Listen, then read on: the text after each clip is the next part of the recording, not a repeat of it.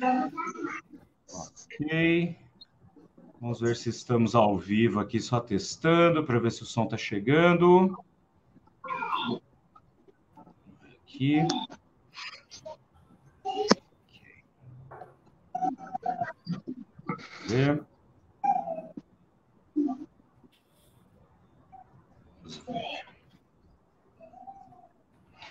Sim, sim. Tudo certinho. Estamos ao vivo. Muito boa noite, meus caros e minhas caras. Sejam muito bem-vindos e bem-vindas a mais esta live do canal Doni Correia, uma teia de ideias. Este canal conduzido por mim, seu anfitrião, um cinéfilo crônico, um curioso contumaz, Doni Correia, mestre e doutor em estética e história da arte, professor e membro da Associação Brasileira dos Críticos de Cinema, a Abracine, e da Associação Brasileira dos Críticos de Arte, a ABCA. Este canal que é conduzido para que nós tenhamos a oportunidade de fazer uma discussão ampla que inclua cinema, artes visuais, estética, enfim, e temas da atualidade prementes aí que precisam ser debatidos. Se você está chegando aqui pela primeira vez, eu já vou pedindo, por favor, que você se inscreva no canal, deixe o seu joinha, badalhe a sineta para receber as notificações, comente bastante. Hoje nós temos um papo muito bacana aqui, a sua participação é muito importante. E agora o nosso canal pode ser apoiado também pelo seu superchat, pelo seu Pix, a informação do Pix está aqui na descrição, o superchat pode ser enviado aí ao longo da nossa conversa. Com certeza, o nosso papo estimulante vai fazer com que você queira participar com suas perguntas. E eu também tenho que agradecer a TV 247, que retransmite algumas das minhas lives e dos meus vídeos. Se você está assistindo na TV 247 a retransmissão dessa conversa, não deixe de vir ao meu canal, Doni Correia, uma teia de ideias, e se inscrever também. Dados estes recados, eu gostaria de dizer que hoje nós vamos falar sobre cinema e cinema brasileiro contemporâneo. No ano passado, em meados de 2022, nós tivemos aí, no Festival de Gramado, um grande vencedor, uma produção que surge aí do estado do Acre, não é? Um filme acreano que despertou muita curiosidade, muito interesse da audiência, fez aí o seu trajeto no percurso de festivais e está entrou em cartaz aqui em São Paulo na semana passada. Para vocês terem uma ideia, este filme recebeu 5 prêmios lá em Gramado, né, por ocasião do festival, sendo melhor longa-metragem, depois melhor longa também pelo júri técnico, né, o júri da crítica, ganhou melhor ator para o Gabriel Knox, ganhou menção honrosa para o Adanilo, também ator do filme em questão, melhor ator coadjuvante para Chico Dias e melhor atriz coadjuvante para Joana Gates, né?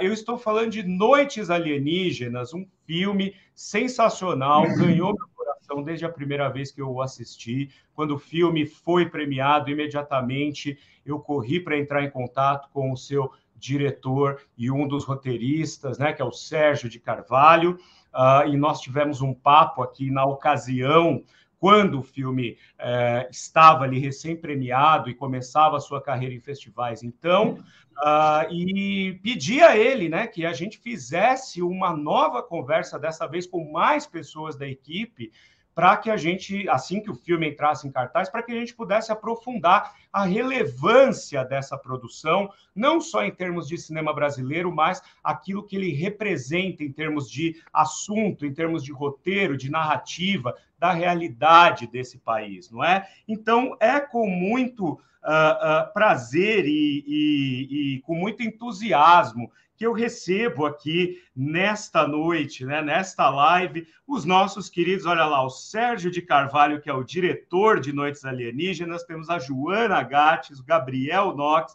e o Adanilo, que fazem parte do elenco. Gente, muito obrigado pela disponibilidade de vocês. Eu confesso que eu estou bastante nervoso, porque Obviamente que eu sou crítico e trabalho com o cinema brasileiro, mas como sou um fã incondicional de Noites Alienígenas, estou bastante nervoso para conversar com vocês esta noite. Muito obrigado pela presença. Muito obrigado, Sérgio. Muito obrigado, Gabriel, Joana. Muito obrigado a Danilo. E eu já vou aqui colocando algumas notificações das pessoas que estão aqui já acompanhando a nossa live. Nós temos a Zuleika Mamprim, muito obrigado, minha mãe querida, acompanhando aí. É sempre a primeira a chegar e a última a ir embora. Boa noite a todos. A Luciana Brito também, minha esposa querida, também é a última a ir embora. Boa noite, Sérgio. Boa noite, equipe linda. Temos o nosso querido Humberto Silva, que é crítico também. Hello, Doni, parabéns pela iniciativa. Muito obrigado, Humberto, pela sua presença. Pôr em discussão as noites alienígenas, né? Olha lá, minha mãe dizendo que é fã do Chico Dias, que é outra pessoa muito bacana aí, que está no elenco, a gente vai mencioná-lo daqui a pouco. E temos o Hamilton Alvarenga, finalmente acompanhando ao vivo. Boa noite de Pouso Alegre, Minas Gerais. Muito obrigado, beijo para o pessoal de Minas. Gente, para a gente começar a nossa conversa aqui a respeito de Noites Alienígenas, que tem se mostrado um filme bastante relevante para a gente, eu queria começar, né, perguntando ao Sérgio, né, autor aí do roteiro, um dos autores do roteiro, autor do romance, né, no qual se baseia a história do filme Noites Alienígenas. Como que, Sérgio, surgiu esse projeto do Noites Alienígenas e como que foi a produção? Porque, pelo que a gente já havia conversado na conversa que tivemos anteriormente, vocês podem conferir aqui no canal, o filme ele foi realizado ali quase que imediatamente antes da pandemia e saiu no ano passado, né? Começou a fazer esse circuito de festivais no ano passado. Como é que surgiu o Noites Alienígenas? Olá, Doni, mais uma vez, muito obrigado pelo espaço, né? A gente, desde que você viu o filme, assim, a gente estabeleceu essa relação super, super legal, com várias afinidades, Joana, Danilo, Gabriel, esse elenco incrível, que eu tenho muito orgulho do elenco desse filme, né? Junto com a Gleice, Chico Dias, que não estão aqui, mas é um elenco que eu tenho muito, muito carinho, muito orgulho, né?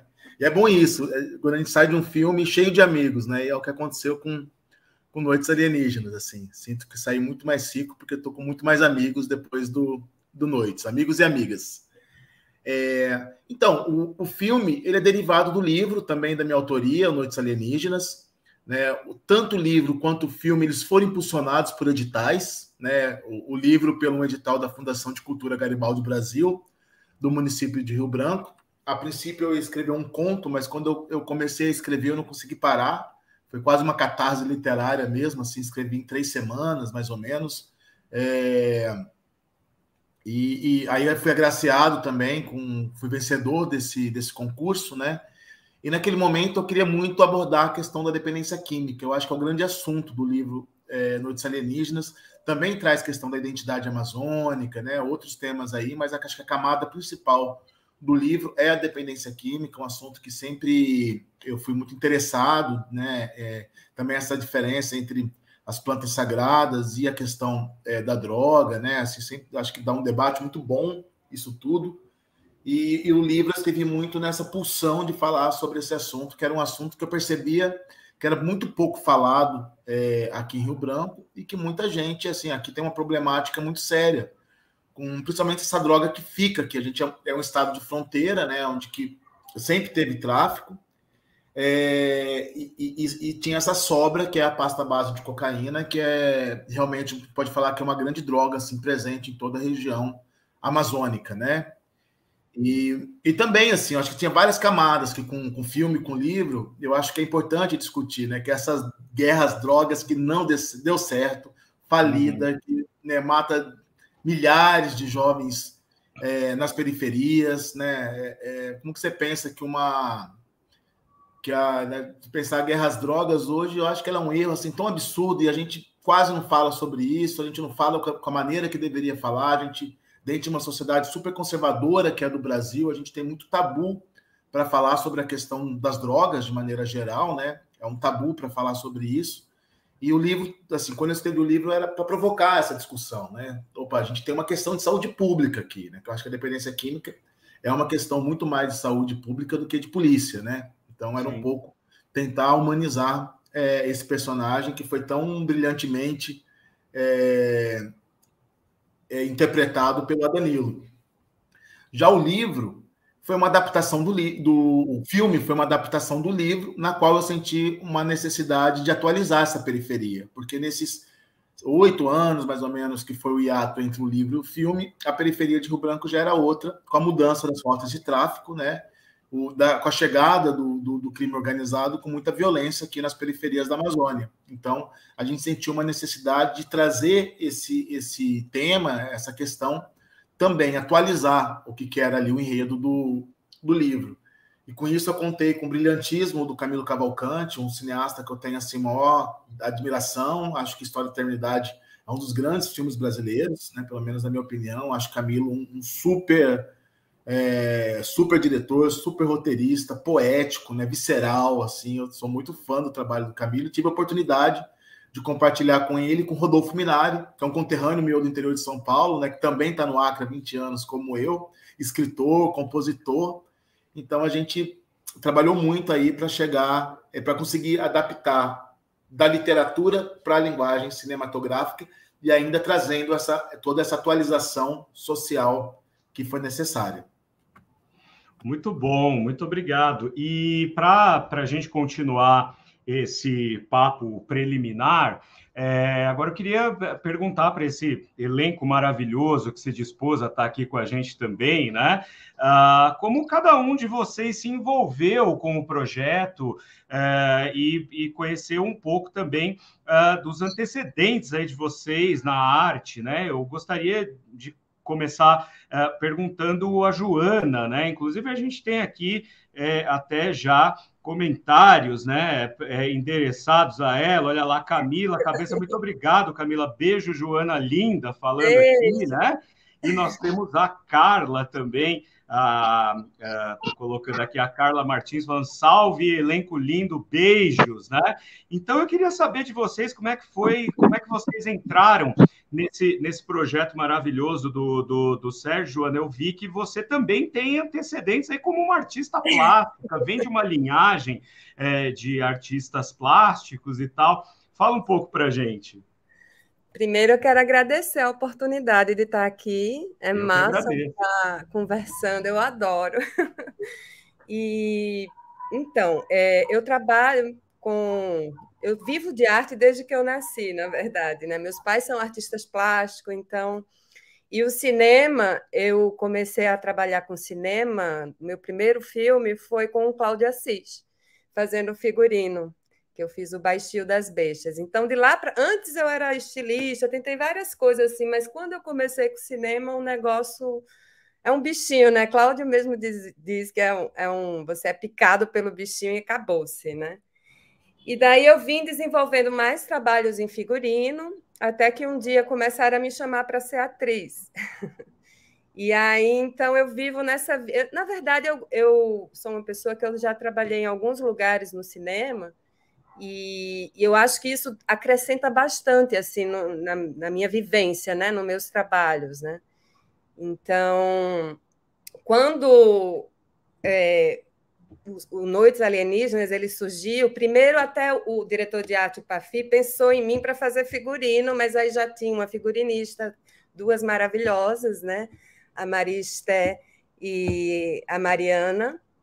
Então, aí assim, o Pafi dizia, não, mas você tem que vir para cá, você tem que vir para cá. E aí estava precisando, assim, o Sérgio estava pesquisando uma atriz para personagem, e eu sei que o Pafi me indicou e ele gostou, e a gente nem fez teste, não foi, Sérgio? Você disse, é ela.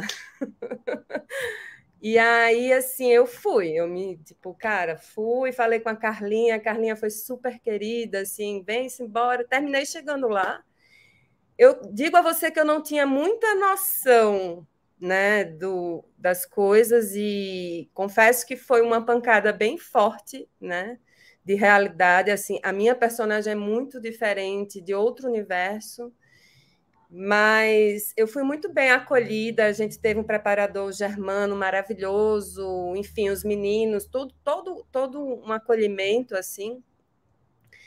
E, cara, foi muito... A gente teve muitos ensaios, mas foi tudo muito, muito vivo, assim, a coisa acontecia, né? Então, o Noites, para mim, é aqueles trabalhos que a gente teve muito trabalho, eu tive muito estudo, mas na hora que a gente entrava no set, era que a parada, quando vai para a cena, estou toda arrepiada aqui, mas a magia real aconteceu, assim. Então, para mim, quando rolou Gramado, já de ter entrado em Gramado, já foi uma grande maravilha, a gente estava muito feliz, foi incrível, assim. Quando eu vi... Infelizmente, eu não estava lá para receber o prêmio, né, porque eu estava trabalhando, fazendo figurino em outro longa. E, para mim, assim, porque, enfim, eu sou uma artista de cinema e ter ganho como atriz um Kikito me mostrou que é isso aí, porque existe um pouco de preconceito, né, de pessoas assim que dizem, faz tudo, não sabe fazer bem as coisas, mas não, assim, eu vi que eu estou no caminho certo. Então, assim, fora todo o contexto do filme, né, que de alguma forma foi uma alegria muito grande, mas é muito doido, porque é uma personagem que enfim, tem muito contexto. Eu não quero dar spoiler, porque pode ter gente que não viu, né? Claro. Mas a força desse filme, eu tenho certeza, assim, que é uma das coisas que mais me deixa feliz, é que ele não é simplesmente um entretenimento, é um filme muito necessário, sabe? Ele se faz necessário. Então, assim, eu só agradeço. Ultimamente, eu só tenho a agradecer a vida, ao universo, tudo, assim, por estar aqui conversando com vocês, por exemplo. Que bom, e parabéns pelo seu papel. A gente vai falar um pouco mais sobre a sua personagem, sem dar spoiler, é claro, e parabéns pela consagração em Gramado, tão importante que é, né? Gabriel, você é sua estreia nas telas, o Noites Alienígenas, mas você é uma pessoa que está envolvida com a arte já desde muito jovem, né? Pelo que eu estava lendo e pesquisando, e você é acriano, né? Você nasceu no Acre, e como é que foi que você se envolveu com o Noites? Tudo bom com todo mundo? Primeiramente, boa noite para os meus amigos que estão aqui. Obrigado pelo convite. É muito bom estar participando cada vez mais, tá cada vez mais ativo nesse meio, no cinema.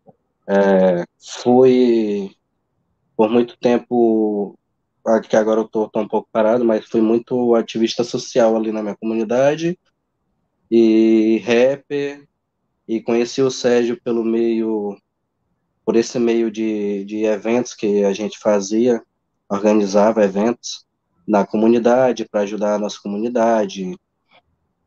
E no meio desses eventos, no show que eu estava fazendo, eu acabei sendo contemplado com emenda. O vereador Eduardo Farias, que era vereador na época, cedeu uma emenda para nós, e aí foi que eu tive o primeiro contato com o Sérgio, que ele era presidente da Fundação Garibaldi Brasil, que ajuda muito a cultura aqui. Aí eu conheci o Sérgio e depois de um tempo veio esse convite para fazer o teste para o filme. Aí eu fiz o teste, eu e outros atores. Confesso até que eu nem ia para o teste, o Sérgio sabe, não tinha como ir, era uma confusão. Essas grandes ironias da vida, né? Quase não vai para o teste e volta com o Kikito na mão. Pô, nossa, eu falei, não dá, eu não sou ator, não dá. Aí nas últimas, o meu último argumento pro Sérgio foi: eu não tenho nem o dinheiro da passagem. Aí o Sérgio e a equipe me mandaram. Opa! E chegando lá, fiquei muito nervoso, porque a gente sentou numa roda com vários artistas, e quanto mais eu conhecia a galera, que, entre aspas, era assim, meio que meu concorrente nos papéis, mais eu falei, não vai.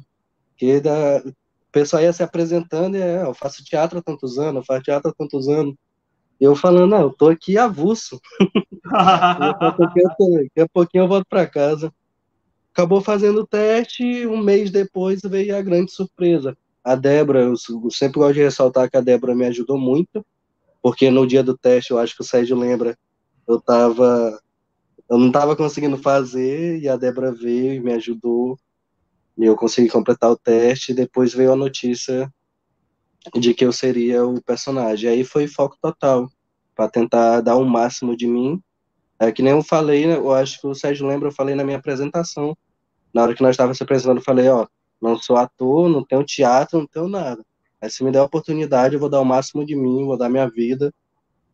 E acabou que deu certo. E a gente vê que isso aconteceu de fato, né? Assistindo ao filme, aliás, vocês que estão assistindo a gente, por favor, vão prestigiar o cinema brasileiro, vão assistir a Noites Alienígenas, que está em cartaz agora aqui em São Paulo, está em cartaz no circuito comercial. A gente vai falar mais sobre essa tour aí dos estados onde estão em cartaz e tal.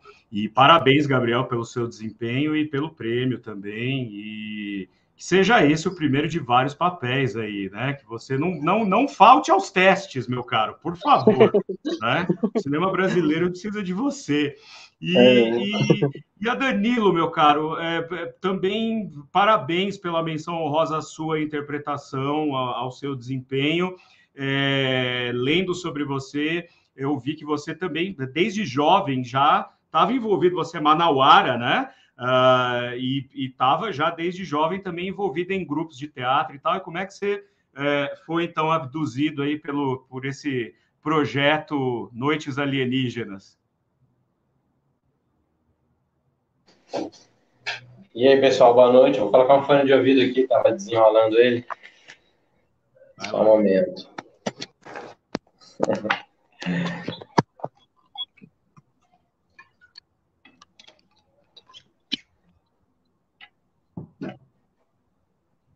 Deixa eu ver se melhorou. Agora estamos te ouvindo. E aí, pessoal, boa noite. Tudo bem? Bem-vindo. Cara, para o Brasil, o norte é invisível. Passeio para gringo, parquinho para o crime. Isso é uma letra do Vitor Xamã, rapper manauara. E enquanto ouvia vocês falarem sobre o filme, me lembrei dessa letra. Acho que faz sentido começar uma fala aqui com ela, com as sensações do Noites Alienígenas. E eu também estava pensando nessa tragédia, não, né?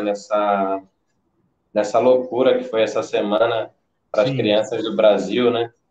Tentando e não consegui não correlacionar com o nosso filme, porque eu acho que tem um tipo de violência com as gerações mais novas de brasileiros e brasileiras em curso, né, há muito tempo, assim, ou seja, sempre foi muito violento, sobretudo para nós indígenas e para os povos pretos, mas recentemente a gente sabe que por conta do governo fascista que a gente teve recente, as coisas pioraram muito e a gente está vendo reflexos dela.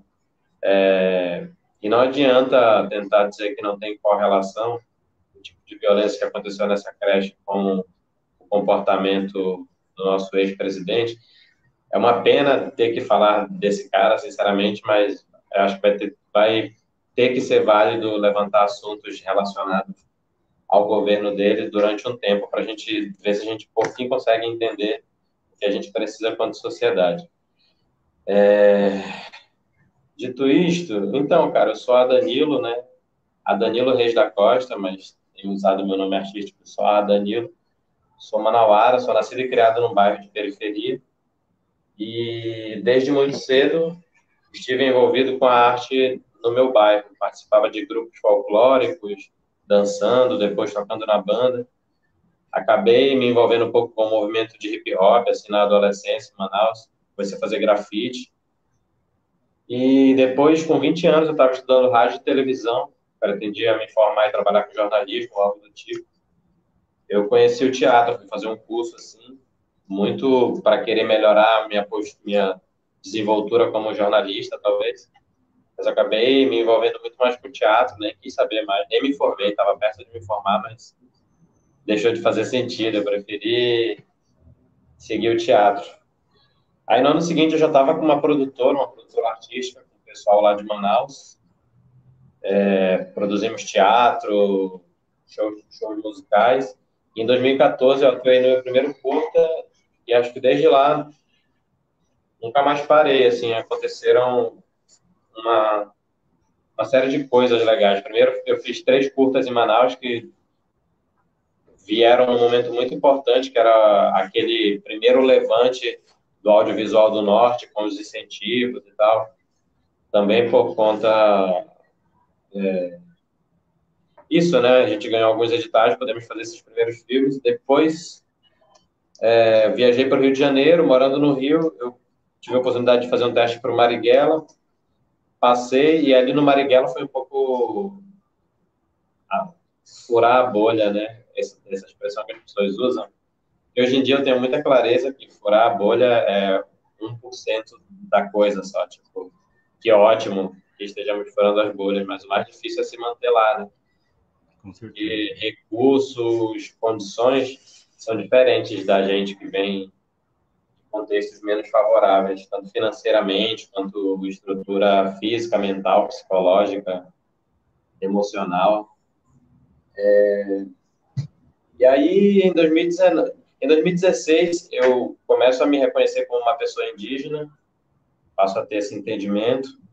Em 2019, esse meu processo de retomada ele se confirma com um convite para fazer o Noites Alienígenas pelo Sérgio. Paulo é meu primeiro papel de temática indígena, né? Depois de lá, tive a oportunidade de fazer mais alguns, mas o Paulo foi o primeiro.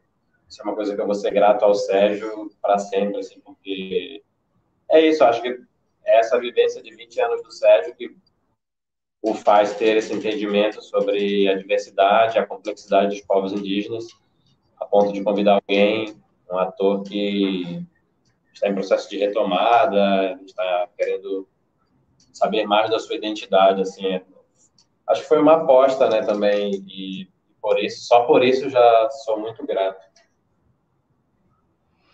Maravilha. E, Danilo, você tocou num ponto bastante importante, né? Que eu estava pensando exatamente hoje, enquanto eu preparava aqui essa conversa entre nós e tal, que é justamente essa tragédia que acontece em Blumenau, né? Que aconteceu essa semana, tendo já outra tragédia acontecido na semana passada e algumas tragédias nesse sentido que estão acontecendo de uns tempos para cá.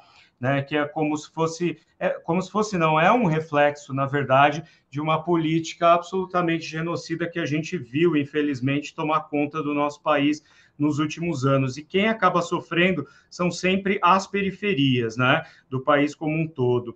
E, nesse sentido, a gente tem várias perguntas aqui que se afinam com isso. Eu vou colocar as perguntas do pessoal que está mandando aqui para a gente já, e eu agradeço o pessoal que está participando com as questões. Nesse sentido, eu queria jogar uma pergunta para vocês, e, claro, em especial para o Sérgio, né, que pensou a história, mas acho que a gente pode contar com a opinião de vocês todos, justamente porque, claro, sem dar spoiler, mas fazendo uma breve sinopse de Noites Alienígenas, a gente tem uma história que se desenvolve na periferia de Rio Branco, né, no Acre, e nós temos alguns personagens que são característicos dessas periferias. A gente tem o crime organizado se impondo em relação a um outro tempo, né? Quer dizer, o personagem do Chico Dias mostra muito isso, parece que é um personagem que está sendo superado ali naquele ambiente também de criminalidade, mas está sendo superado por uma estrutura muito maior, que é o crime organizado, e o Sérgio falou no começo a respeito dessa questão geográfica da fronteira ali muito próximo. Nós temos um personagem que é o Ribelino, vivido pelo Gabriel Knox, que está ali vivendo nesse meio e oscilando entre justamente dois polos de uma mesma criminalidade. Ao mesmo tempo, nós temos o Adanilo, que vive Paulo, então, que é um indígena que tem problemas com drogas e que tem, ao mesmo tempo, a sua ancestralidade ali pulsando por trás dele, né? E a Joana vive também, a mãe do personagem vivida pelo Gabriel Knox, que é essa mulher que, ao mesmo tempo que ela tem características muito fortes ali de uma mãe solo, de uma mulher que sobrevive ali naquele subúrbio, também tem as suas fragilidades. Nesse sentido, eu até pego aqui uma pergunta do Humberto Silva, né, que coloca aqui para a gente o seguinte, ó, ele pergunta para o Sérgio, mas eu gostaria de estender a todos, né? Um filme como Noites se insere no momento em que o assunto drogas e violência tem um viés mais intimista, portanto, menos preocupado em explorar a violência explícita. E aí eu completo a pergunta do Humberto, se ele me permite, né, e se vocês me permitem também, tem essa característica do filme tratar questões brasileiras, e aí, nesse caso, uma questão, como o Sérgio falou, de 10 anos para cá é que ficou mais evidente essa presença do tráfico e etc., né, no Acre. Tem essa questão de explorar a violência, que já é um assunto que o cinema brasileiro traz há algum tempo, mas de uma maneira mais intimista, ou vocês veem que a partir desse intimismo é possível discutir justamente essa violência que se torna macro e que dialoga com a violência num país que foi entregue a um fascismo nos últimos 4 anos, ou 6 anos, se a gente quiser, né, começando ali pós-golpe de 2016, enfim, veio sendo desmontado. O que vocês pensam sobre isso? Bom, pergunta é complexo, né? Eu acho que talvez eu acho que a gente faz arte assim também muito para lidar com as nossas dores, de certa maneira, né? Sim. Eu acho que no livro foi uma catarse de muitas convivências com pessoas que eu amei muito, né? Com questões de dependências, né? Tanto química, álcool, né? Na família, esse tipo de coisa toda, que eu acho que de alguma maneira atravessou meu ser de uma forma muito dolorida, né? E eu acho que uma das minhas catarses, foram muitas, né? Foi na ayahuasca, foi nas buscas da vida, mas uma das minhas catarses para essas dores todas se deu escrevendo o Noites Alienígenas, né, o livro. Tanto que, quando eu fui roteirizar para o filme, eu fiquei com uma resistência, porque eu achava que era um assunto que estava meio que encerrado, e que eu teria que abrir de novo, ou seja, cutucar ali a ferida de novo, né? Mas que acho que é importante, assim. E uma das questões que eu penso que sobre droga, de maneira geral, sobre a violência, eu acho que a substância ela não é violenta, né? Eu acho que as proibições e falta de informação e preconceito e tabus que envolvem todas as substâncias que causam violência, né? Então, acho que mediante a isso, ela é intimista no sentido que foi de uma vivência muito, muito íntima minha, né? Que a gente acaba transferindo nos personagens, fantasiando, criando coisas, né? Criando narrativas, mas que vem de uma verdade muito profunda, né? Que é essa dor causada, porque eu acho que qualquer pessoa que já esteve próximo de uma pessoa que é adoecida por qualquer tipo de vício, né, sabe o quanto que adoece junto, né, o quanto que é doloroso. E quando a gente fala sobre isso, sobre essa questão, eu acho que tanto do álcool, da droga, né, eu já tive questões com pessoa que eu amo muito, que é viciada em remédio, né, que remédios causaram dependências profundíssimas e a pessoa se viu mal, assim, né, por conta de remédio. Então, e penso que toda a família adoece. Mas acho que quando a gente fala sobre isso, mesmo que seja um drama particular, a gente fala também de um macro. Porque acho que não tem como você não falar sobre a dependência química, por mais intimista, ou ali no personagem do Paulo, que você sente aquela dor, a relação dele com a família, né? Mas você fala de toda uma cadeia que está por detrás disso, né? Eu sou absolutamente favorável à descriminalização de todas as drogas. Sou completamente, eu acho que a saída que a gente tem para a questão do tráfico, para a desinformação, né, é a descriminalização. A gente já tem muitos países aí com resultados muito positivos, né? Inclusive nos países que são liberados a questão de dependência química, do vício, tudo isso diminuiu, né? Além de gerar impostos aí para o governo, para o Estado, né? Eu acho que a guerra às drogas, como eu falei no começo, é completamente falida, né? Então, acho que quando a gente traz, toda vez que a gente for trazer um personagem, uma história que tem a ver com uma dependência, a gente está falando de todo esse macro, por mais intimista que ela seja, por toda a violência que isso causa.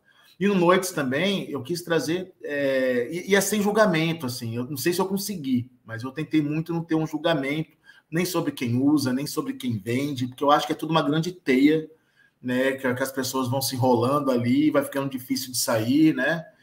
E queria também fazer uma contraposição com as culturas tradicionais, né? A palavra vício não existe em nenhuma cultura tradicional. Não existe a ideia do vício, de ter uma pessoa viciada, né? Isso não existe, isso é muito nosso, isso é muito ocidental, isso é muito fruto do capitalismo, né? Uhum. Então, é algo que eu queria também discutir, né? Eu acho que o personagem do Paulo, ele traz essa discussão, né? Que depois, através de uma substância tradicional, ele talvez ali encontre uma possibilidade para aquilo que estava ferindo e trazendo ele.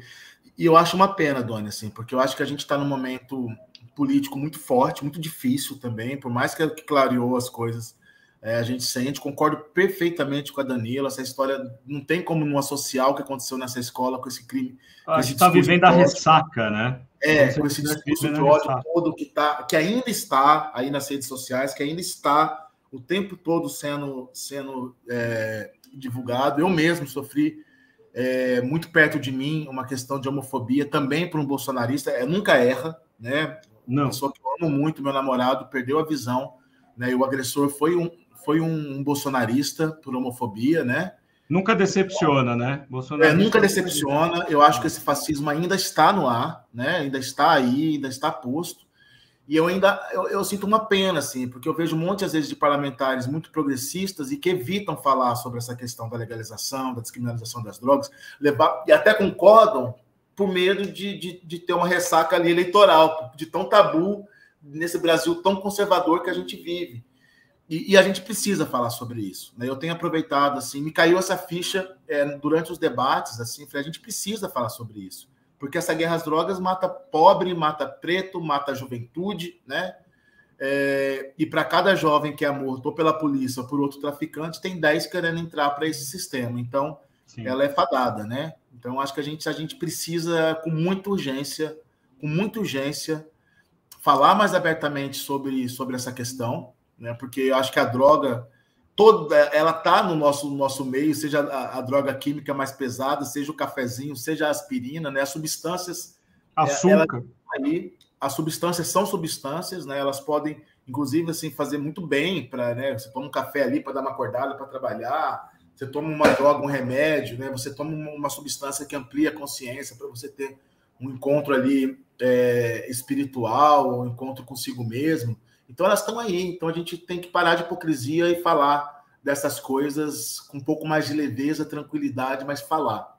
Falar porque, meio artístico mesmo, assim, a gente sabe que tem um monte de gente que está sofrendo com questão de abuso de substância, né? Então, e sofrendo mesmo, e adoece todo mundo que está ao redor, né? Então, eu acho que a gente precisa falar sem julgamento, sem tabu, com mais tranquilidade sobre isso tudo. Joia. Danilo, Joana, Gabriel, querem fazer algum comentário a respeito disso? A gente passar aqui para... Eu vou falar só uma questão que eu acho que, como mulher, né, a violência com a mulher também desse fascismo, né, onde a gente foi calada, onde um cara... eu não gosto nem de falar o nome daquela criatura, mandava... Joana, desculpa só te interromper, então eu vou até colocar uma pergunta aqui que vai ao encontro disso, que eu imagino que vai ser a continuação do que você tem a dizer. Eu quero agradecer a Luciana, que está mandando um superchat para a gente com perguntas para vocês, mas uma pergunta que ela faz aqui, um comentário, ó, para a Joana, parabéns pelo seu trabalho e queria saber se a sua personagem nos mostra que, apesar de tudo, é preciso seguir sendo uma mulher forte e em meio a tanta violência num ambiente hostil. Só queria colocar essa observação, porque eu acho que tem a ver com o que você vai trazer para a gente aqui, desculpa. Eu acho que é sobre isso, assim, né? a minha personagem, a personagem a Beatriz e eu, a gente tem por mais que sejam mundos diferentes, temos várias coisas em comuns. Somos mães solos, né? E mulheres ativas na sua vida como mulher, na sua sexualidade, no seu trabalho, que corre atrás, que não tem vergonha de ser mulher. E eu vejo assim, existe até por conta das religiões, né, que tenta abafar a força feminina, porque eu acho que esse sistema de violência ele também quer abafar o feminino, porque o feminino geralmente é o que agrega, é o que tem outro lugar, apesar de também ter várias mulheres já entrando nesse. Enfim, essa violência não discrimina sexo, né, no final das contas. Mas o que eu quero dizer é que assim, ser uma mulher forte hoje em dia, no sentido de se empoderar como mulher, a minha mãe fica morrendo de medo, por exemplo. Ela tem medo que eu sofra violência. Eu digo, não, mãe, se acalme. Porque, enfim, não tem como, não tem espaço, né? Não tem espaço para você ser atuante e quando ensinam que a gente tem que baixar a cabeça ou obedecer ao marido ou obedecer ao sistema, né? Então, eu acho que quanto mais a gente conseguir se empoderar de nós mesmas, quando a gente entender, quando nós mulheres entendermos assim, que a força é nossa, que a gente consegue, que a gente não precisa ter um casamento de um homem que bate em você. Eu sei que é muito difícil, eu sempre falo isso, mãe solo não é uma coisa legal. Eu falo com propriedade, não é mesmo assim. Só quem sabe qual é o cansaço de você criar um filho, de você ter que trabalhar, de você ter que limpar a casa, tudo isso, e ainda no meio disso existir, né? No meio disso você tem que, sei lá, ter sua vida sexual ou não, enfim. Mas essa violência de uma mãe perder um filho ou para as drogas, assim, eu não tenho palavras para dizer isso, sabe? Eu tenho na minha família caso de viciados, eu tenho amigos, enfim. E você vê as mães, elas ficam destruídas, né? E destrói tudo. E no filme mostra muito, né? Que no final das contas, quando tudo está uma merda, quem é que se procura? As mães, né? Da última vez que eu vi o filme, agora aqui em São Paulo, me pegou muito a coisa da mãe do Paulo, né? A Chicarara, que é uma atriz, Ave Maria. E aí aquilo me fez chorar, porque assim, ela é da evangélica, mas na hora de salvar o filho, ela corre para as origens dela, né? Sim. Então, toda mãe, eu acho que quando vê, ou na grande maioria, porque cada ser humano tem, mas o instinto materno de proteção é uma força de outro mundo. Outro dia eu vi um vídeo de uma mulher falando assim, que tem que legalizar para parar de matar os meninos, porque quem ganha dinheiro com as drogas não são eles, né? Ninguém fica. Quem é que fica com esse dinheiro das drogas? Com certeza não é a família do menino que está lá, nem ninguém. Esse dinheiro nem se sabe para onde vai, né? Assim, enfim. Então, assim, eu acho que ser mulher, independente, mãe solo, aqui no Brasil, é uma coisa realmente que é muito difícil. E por isso muitas mulheres se submetem a outros tipos de violência, com medo da violência de ser uma mulher liberta. Entende?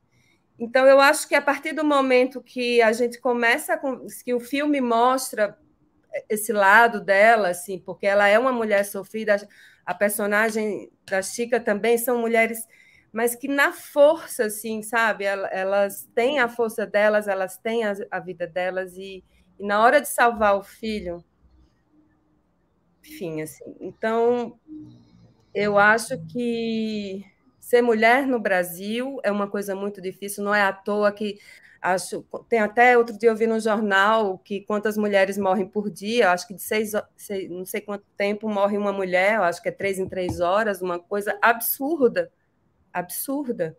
Eu, assim, abrindo até assim, eu particularmente não consigo mais ter relações por conta do medo da violência das relações com homens héteros, assim. Então, eu acho que estamos num momento muito difícil,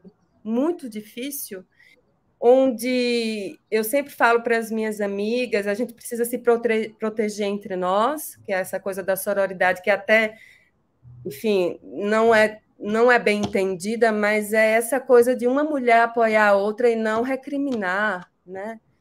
E as mulheres, elas precisam de ajudas umas das outras para criar os filhos, uma coisa que o patriarcado acabou, enfim.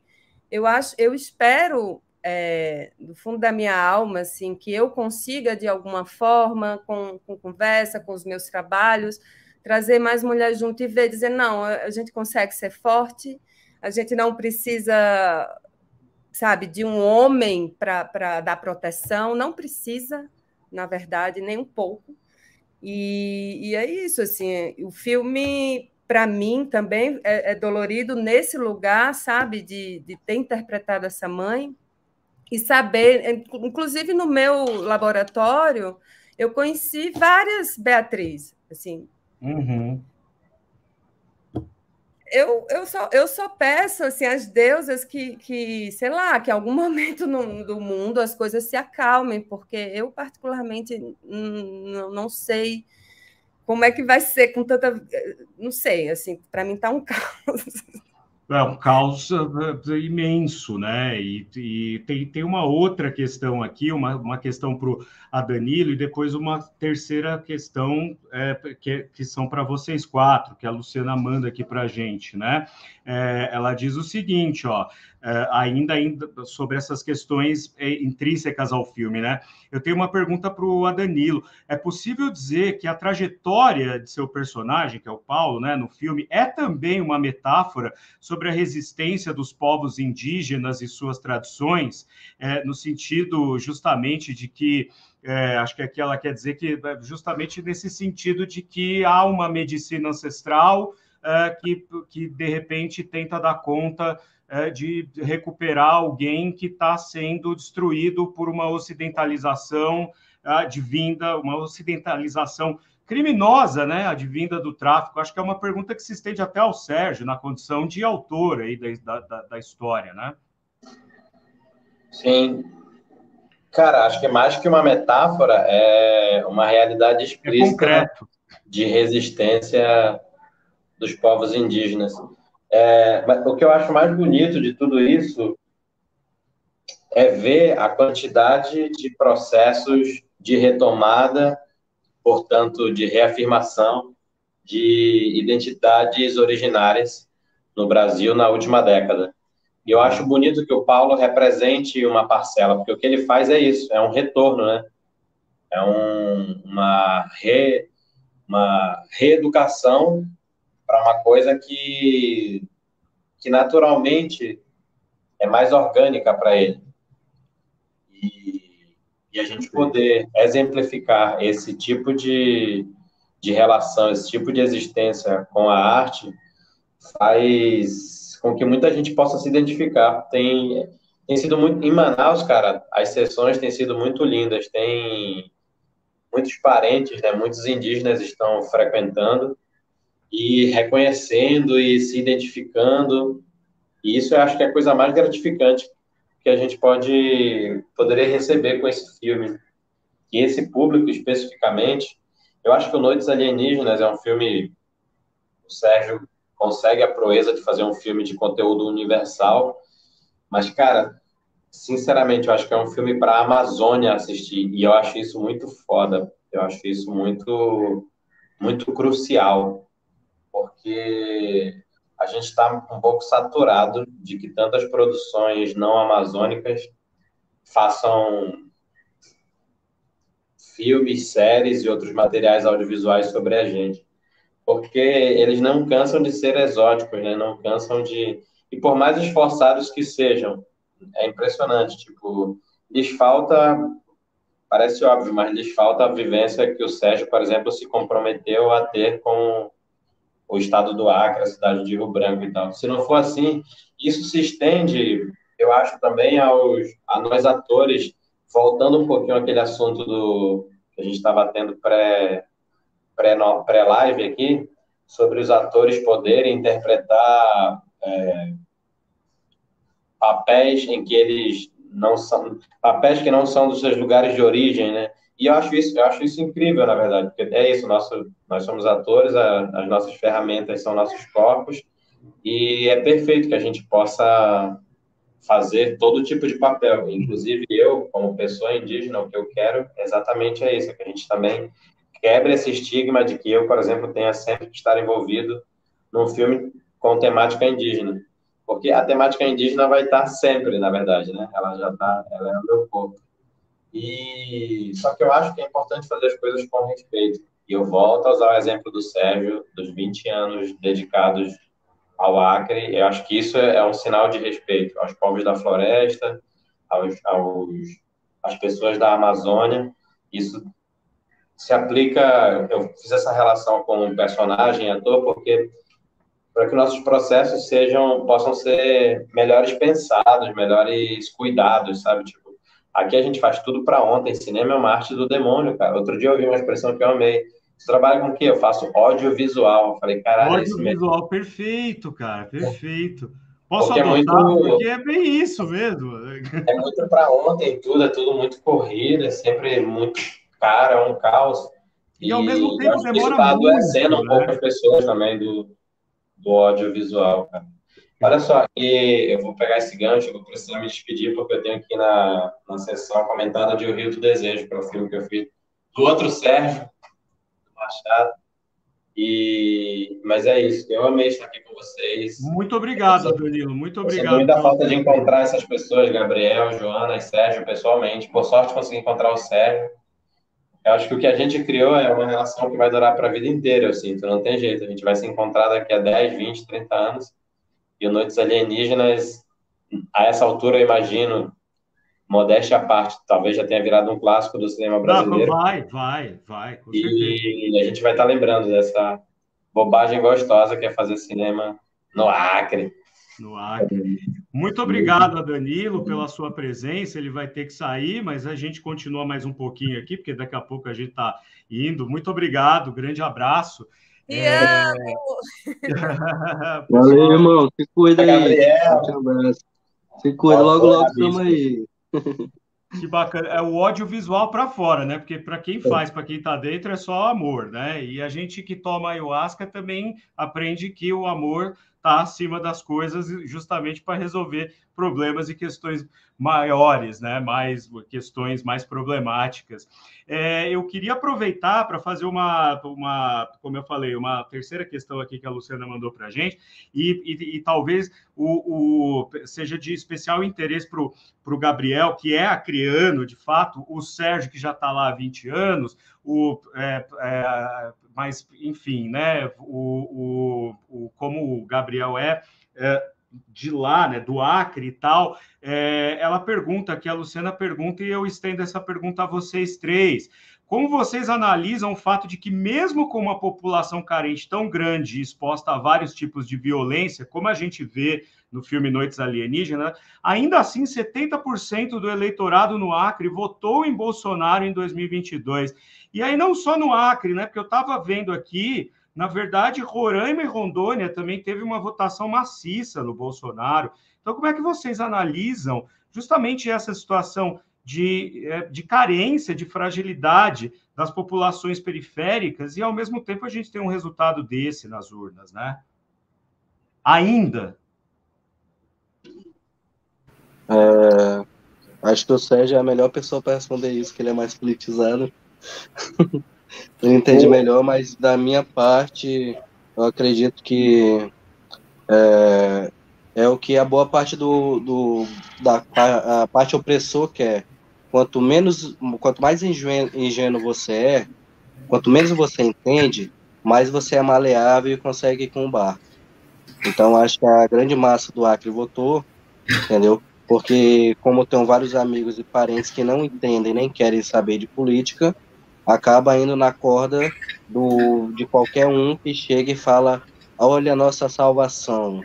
É que nem fala diz que vai vir um anticristo, né? Eu não sei se esse cara foi, não, mano, mas eu acho que ele foi pior.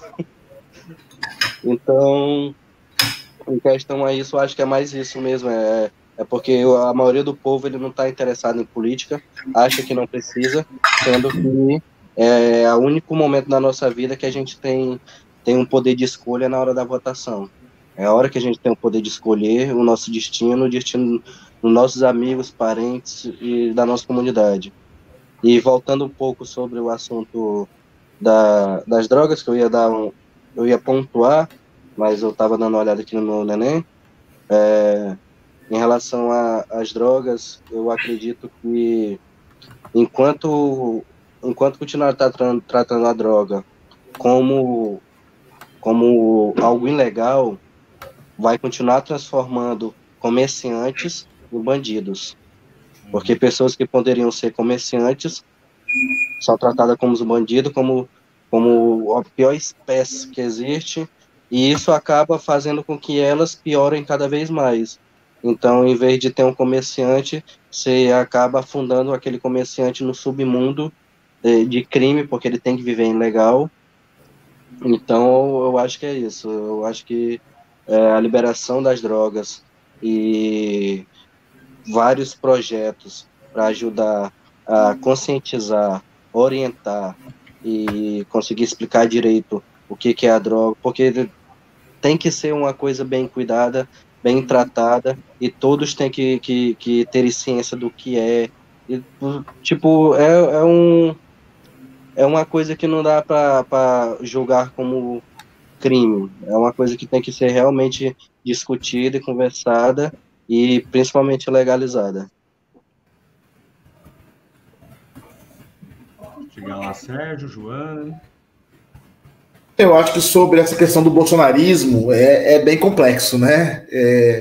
Tem um dado também, Doni, espero não polemizar muito e ser bem compreendido, mas que a gente tem que levar em consideração também. O Acre, proporcionalmente, é o estado mais evangélico do país, mesmo com as religiões daimistas, mesmo com toda a questão... Tem esse dado, né, no filme, inclusive, né?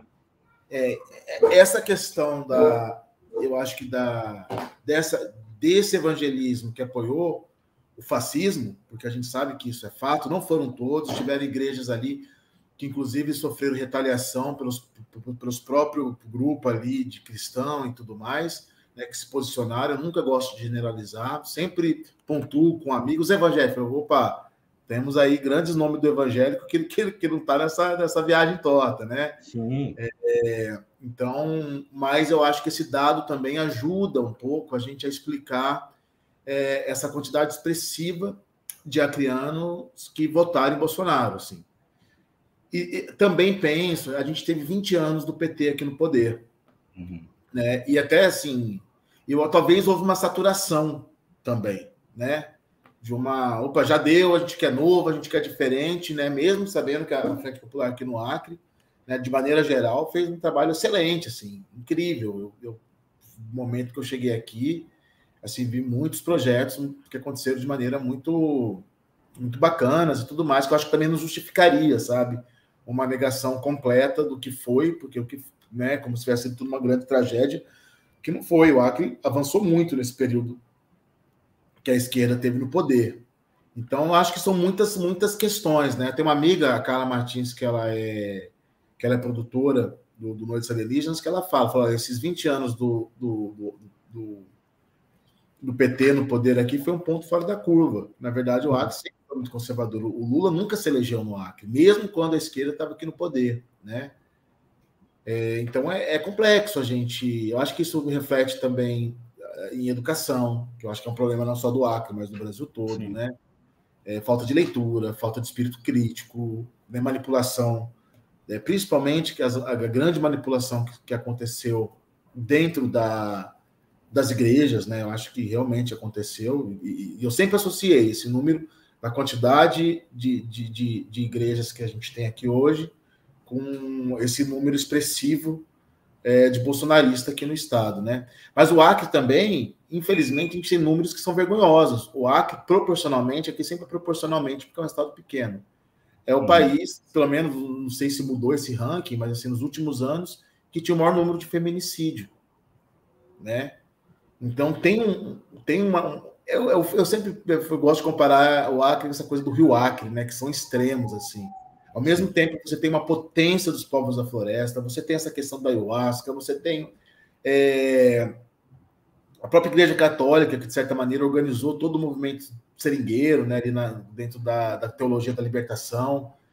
Você tem o movimento, né, dos povos da floresta, né, você tem Chico Mendes e todos os seus companheiros, né? Tá aí Marina Silva, que é fruto desse movimento todo, né? Que é uma grande, eu acho que é representante hoje não do Acre, mas da Amazônia, das causas, para mim, são pautas de primeira importância da questão de justiça climática, né? De câmbios ambientais. Mas você também tem um Estado muito conservador, um Estado muito machista, né? Um Estado que, em algum aspecto, fala que é a vazante do rio ali, que ele precisa também aí ter um amadurecimento nesse sentido, né? O Acre, infelizmente, nos últimos anos, ele voltou a entrar no ranking dos 10 estados que mais desmataram da Amazônia, que há muito tempo ele não entrava. Eu acho que a questão ambiental aqui perdeu um pouco o rumo, né? Eu tive agora na reserva Chico Mendes e fiquei muito, muito triste com o que eu vi, assim. Muito triste, né? A ponto de escutar um dos grandes companheiros do Chico Mendes falar que está sentindo que tudo que eles fizeram não valeu a pena. Aquilo me senti como se tivesse, assim, tipo, uma porrada mesmo, assim, né? Sim. Chegar já na velhice, lutou pra caramba, se pôs em risco, perdeu companheiros e achar que não valeu a pena, porque os próprios netos hoje estão vendendo as terras para fazendeiro. Então, a gente está vivendo um momento muito delicado na Amazônia. Esses 4 anos desse fascista, assim, realmente, eu acho que abriu para essa boiada. Você viu o que se revelou, porque já acontecia o que se revelou, o caos que está em terras Yanomamis, o caos que está dentro da reserva extrativista Chico Mendes, né? Eu acho que a passagem desse canalha, porque para mim não tem outro nome, desse déspota, desse fascista, né? No poder, deixou danos assim que vai demorar muito, muito para a gente começar. E algumas coisas são irreversíveis. Eu penso na Amazônia, toda vez que eu vejo áreas desmatadas, assim, e aqui a gente não é um solo rico, fértil, é uma camada superficial. Rapidamente vira savana, vira cerrado, sabe? Assim, onde está desmatado, fica seco, né? Então, é irreversível. O solo morre, né? É irreversível, assim. Então, é triste isso tudo, assim, né? É triste. Sim. Eu acho que é um pouco isso tudo, sabe? É uma ideia errada que se tem aqui, né? Aqui a figura do Chico Mendes, o tempo todo a gente precisa estar reafirmando, porque existe uma desqualificação, como se manter a floresta em pé fosse atraso, né? Fosse o progresso vem com a soja, o progresso vem com a cana, o progresso vem com gado, né? Uma ideia totalmente cafona, ultrapassada, né? Fora de contexto nesse mundo de hoje. Então, eu acho que esse pensamento que está precisando dar um restart, assim, está precisando dar uma atualizada, né? E além disso tudo, essa tragédia que, para mim, é esse crime organizado que chega. É uma tragédia em todos os sentidos, né? É uma tragédia de uma falta de uma leitura mais profunda, sociológica do que está acontecendo, né? Desses crimes estarem somente nas páginas policiais, quanto eu acho que deveria estar em discussões profundas em todos os... né? O que está acontecendo com essa juventude, né, que de repente está aderindo ao crime? Será que uma juventude inteira, uma geração inteira optou, não, opa, vou virar bandido? Não, o que está por detrás disso? Quais são as teias que está amarrando essa juventude? Onde o Estado está omisso, que está abrindo oportunidade, abrindo esse vácuo aí para essa molecada cair nessa narrativa tão perversa, tão perigosa, né? Então, eu acho que é muita coisa aí que a gente precisa cutucar, e eu acho que é isso. Tem que... E para mim, isso tudo, esse caldo todo, né, de perversidades, é o resultado de uma votação tão expressiva no Bolsonaro. Assim, eu acho que são muitas as perversidades, né, que levaram ele a ter um número tão expressivo de votação aqui no Acre. Eu acho que a palavra é essa, né? Perversidade, né? Algo que está meio latente e, na verdade, acaba se expressando por meio de um evento como esse, né? E Joana, quer fazer algum comentário? Eu só quero comentar assim que o Brasil é um país que foi feito na base da violência, né? A gente não pode esquecer isso nunca. A maioria das mulheres brasileiras que, né, eu comecei a ler Darcy Ribeiro, a Origem do Brasil, né, do povo brasileiro, e eu entrei em depressão. Assim, É difícil não entrar em depressão. cara, assim, quando você sabe que o país foi feito na base do estupro das mulheres indígenas, das mulheres pretas que eram escravizadas, e que recentemente mandaram trazer. Aí vieram. Eu moro aqui na Moca, né? Tem muito europeu, se acha europeu. Ah, é. Não, essa era uma coisa que a gente até brincava, eu e a minha esposa, a gente falava assim, escuta, italiano é quem vem da Itália, não é quem mora na Moca, Não é? né? Porque Cara, é impressionante, o Principado da Moca é outro lugar que é também nos outro lugar. decepciona, E viu? assim, tem muita gente legal, não vou generalizar, Sim, sim. né? A quantidade, eu aqui na rua, na época da eleição, o povo queria me bater, botava cachorro para cagar na minha porta, Meu fazia um Deus. terror comigo, porque eu era a única que gritava, e, enfim, contra, né? Mas o que eu quero dizer é que o Brasil ele tem que se reconhecer como um lugar que foi feito na base da violência. A violência ela faz parte cultural do brasileiro, infelizmente. Isso é um dado que a gente não tem para onde correr, né? Então, tanto a violência sexual contra as mulheres, né? Porque quantas vezes a gente ouviu, minha avó foi pega no laço, né? Uhum. Tipo, eu via isso, eu morei muitos anos, eu fui criada no interior de Pernambuco. Assim, eu sei de histórias de pais que, antes das filhas, eles que tiravam as virgindades das filhas, para o outro homem não tirar. Existia isso há pouco tempo, quando eu era criança, e eu via. Então, assim, são violências que, ao mesmo tempo, existe uma tampa que diz, não, a família, os bons costumes, né? Nelson Rodrigues falava um pouco disso também, enfim. Eu acho que o brasileiro tem que começar a se enxergar, principalmente, assim. Enxergar suas feridas, enxergar suas mazelas. Não adianta a gente querer ser um povo hospitaleiro, carnaval, futebol. É tudo mentira, é tudo fachada. Então, eu acho que se existe algum lado bom, que eu não. Enfim, é justamente saber que a grande maioria da população brasileira é contaminada por essa violência. E isso só vai acabar, eu acho que com muita arte, muita educação, muito amor, muita, sabe, muita mulher no poder, sabe? É só isso que eu tenho a dizer. Sem dúvida. Muito obrigado por essas considerações. Para a gente se encaminhar para o final aqui, você vê como passa rápido quando a gente tem coisas tão profundas e coisas tão importantes a serem discutidas e né, o tamanho do leque que um filme abre para a gente poder discutir sobre nós, sobre a nossa pátria, sobre a formação do nosso povo, enfim, né? E aí eu queria fazer uma pergunta já de ordem mais técnica que tem a ver com a realização do filme, porque eu vi uma entrevista em que o Gabriel falava de como ele ficou nervoso para contracenar com o Chico Dias ali, já tão experiente, e como foi para ele a experiência de contracenar tanto com o Chico quanto com a Gleice, né? Também estava fazendo a sua estreia no cinema, mas ela já vinha, né, de uma bagagem relacionada à comunicação e tal. Mas, por exemplo, o plano inicial, aquela primeira cena do Gabriel com o Chico Dias é um plano sequência interminável, imenso, maravilhoso, que o Gabriel ali, você olha, você fala, meu Deus, mas o menino, ele nasceu nas artes dramáticas né, e leva muito bem ali e tal. Como é que foi, Gabriel, isso para você? Esse nervosismo na hora que o Sérgio grita a ação, ele vai embora assim?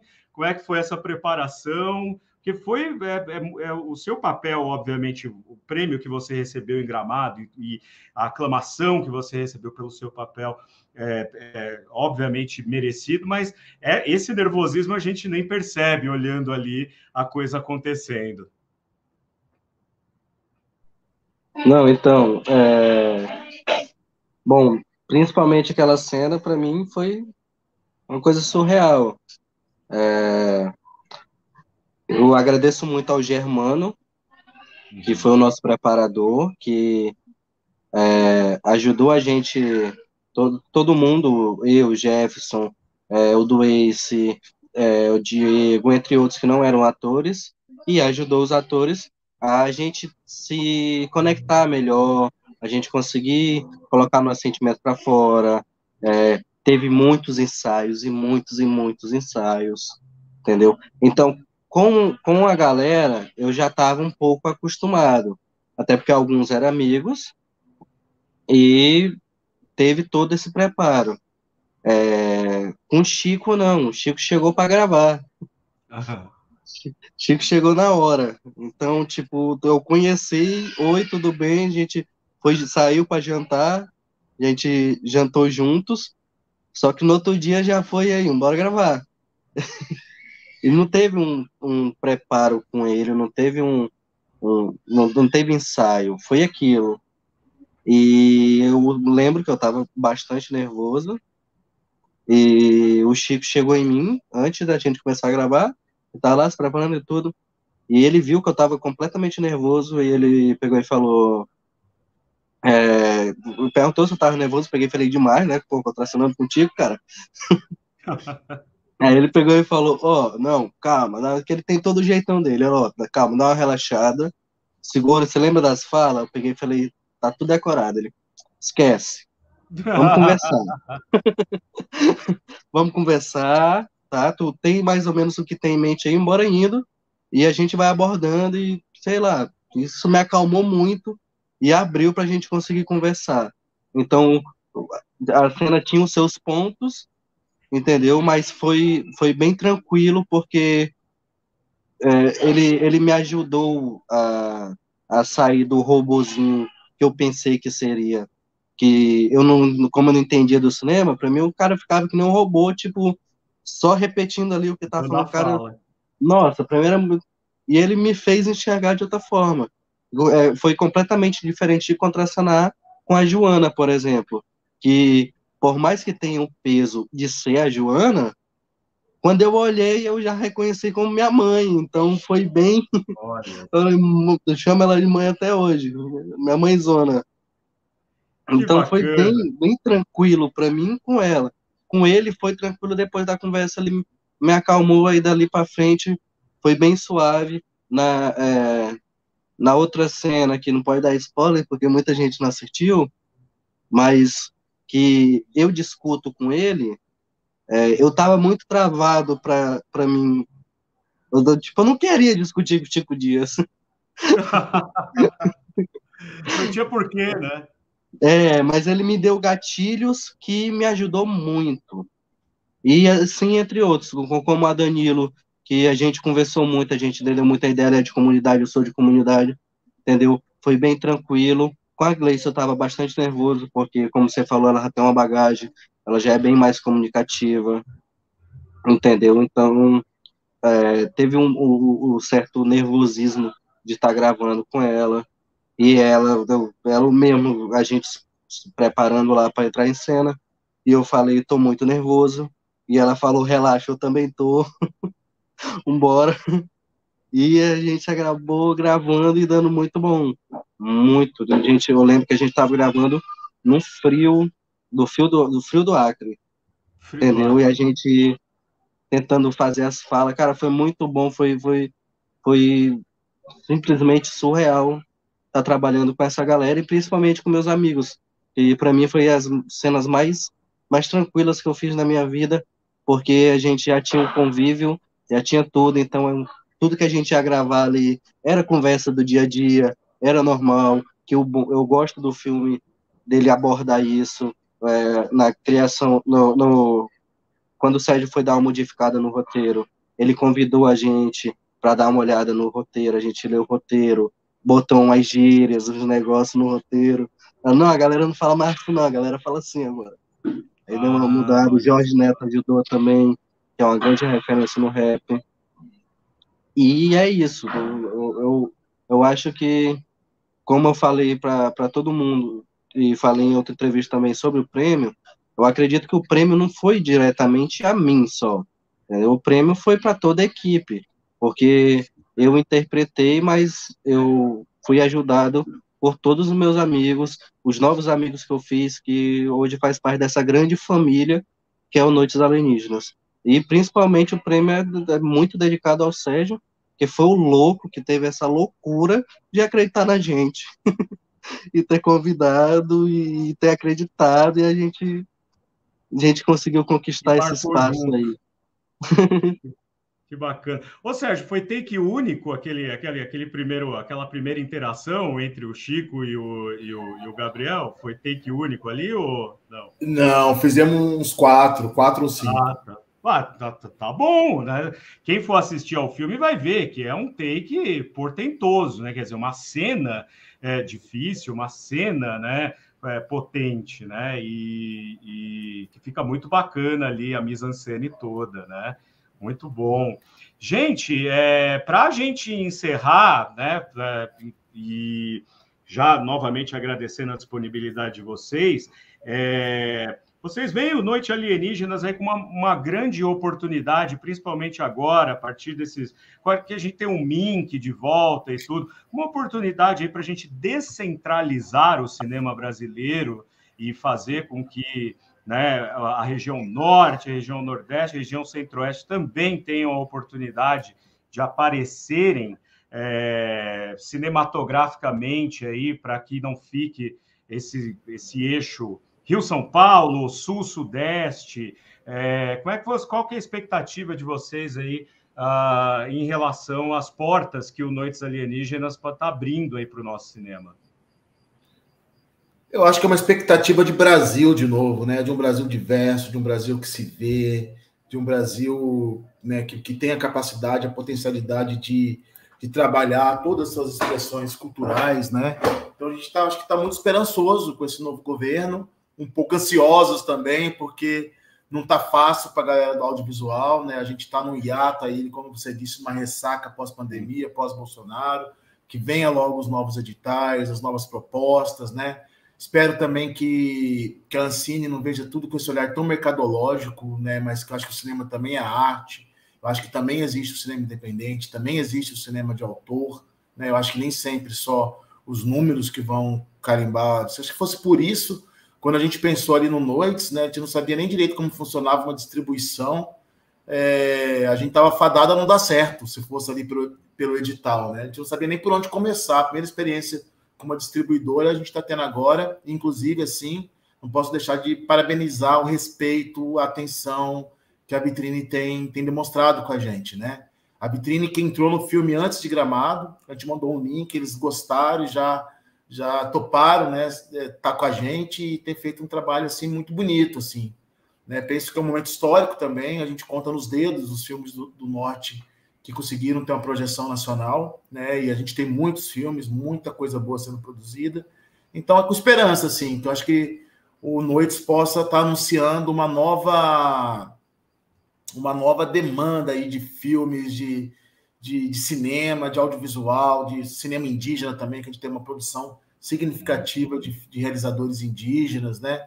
Que o Brasil possa começar a se ver, que a gente possa realmente fortalecer a lei de cotas para as telas de cinema também, né? A gente tem uma dificuldade imensa de entrar no circuito, a gente consegue ficar ali nas capitais, a gente teve até uma abertura, acho que está mais ou menos em 40 salas, que é muita coisa para o tamanho do nosso filme, né? Mas poderia ser muito mais. Eu acho que quando você pensa que um filme gringo desses ocupa o Brasil inteiro, né, 100% das salas, é muito desleal, né? Acho que é uma... E tiram os filmes brasileiros que estão em cartaz eventualmente, né? Exatamente. É uma concorrência muito desleal que eu acho que precisa ser revista. Tem espaço para todo mundo, só acho que não pode ser tão desleal, tão injusto esses espaços, né? Sem dúvida. E vamos ver Noites Alienígenas, gente. É importante. Pois então, eu tenho aqui, né? Eu tenho o pessoal perguntando aqui, ó lá, o filme estará em alguma plataforma de streaming? Por enquanto não, né? Porque nos cinemas daqui de Pouso Alegre, sei que dificilmente chegará. Olha lá, o que a gente estava falando, né? Essas dificuldades da distribuição em maior escala. No mais, aulas de Brasil hoje com vocês. Beijos, é o Hamilton que está dizendo. Fala para a gente, então, como é que está aí o circuito nesse momento de Noites Alienígenas? Onde que o pessoal pode ver? Digam lá. A gente está em diversas capitais, a gente está em São Paulo, a gente está em Brasília, a gente está em BH, a gente está no Rio, a gente está em Maceió, em Aracaju. Eu deixo como sugestão vocês darem uma checada na página do filme, Noites Alienígenas, / o filme, ou no Saci Filmes, que é da produtora, que tem um lá no Instagram, né? Isso, no Instagram. Tem um card com todas as salas de cinema que estão, né? Então é isso, galera. Ajude a gente a divulgar. A gente está em campanha, né? Vá assistir Noites Alienígenas. É importante ter bons números. É importante prestigiar esse momento de renascimento aí da cultura no Brasil, dando espaço justamente para esse cinema que está fora dos eixos aí, né? Tanto de maneira metafórica quanto de maneira literal, né? Que foi feito fora dos grandes eixos como a gente conhece. Para finalizar, tem um comentário aqui dando uma boa noite, o Raigni Lofiego, meu querido Raigni, que é ator também, boa noite a todos e ao professor Doni. Que assunto profundo hoje, parabéns a todos. Meus queridos e minha querida, Gabriel, Joana, Sérgio, muitíssimo obrigado pela disponibilidade de vocês, foi muito rico tê-los aqui para que a gente conversasse um pouco sobre o filme. Daria para a gente ficar mais um tempão falando sobre todas as questões que Noites Alienígenas suscita. Eu até queria já deixar o convite a vocês que o Sérgio eu já sei que sim, a Joana no off também já disse que consagrou uma vez, o Gabriel eu não sei, o Adanilo foi embora antes, mas estando em São Paulo, e a Joana está aqui pertinho na Moca, se quiserem consagrar a ayahuasca no templo que eu e minha esposa frequentamos, Templo Olhar Divino aqui em Guarulhos, temos vídeos aqui comentando sobre a ayahuasca no nosso canal também, quem tiver interesse em saber mais, já estão convidados, vocês são nossos convidados lá, e eu vou me despedir dos meus convidados aqui offline, mas para vocês que acompanharam o nosso bate-papo aqui, vão assistir a Noites Alienígenas, acompanhem o nosso trabalho aqui no canal, acompanhem o trabalho dos nossos convidados, agradeço também a TV 247 pela retransmissão do nosso trabalho aqui no Doni Correia Uma Teia de Ideias. Se você está nos assistindo na 247, venha ao meu canal, inscrevam-se, badalem a sineta, deixem o seu joinha e prestigiem, sobretudo, o cinema brasileiro. Gente, muito boa noite, bom feriado a vocês. Até a próxima. Grande beijo. Tchau, tchau a todos.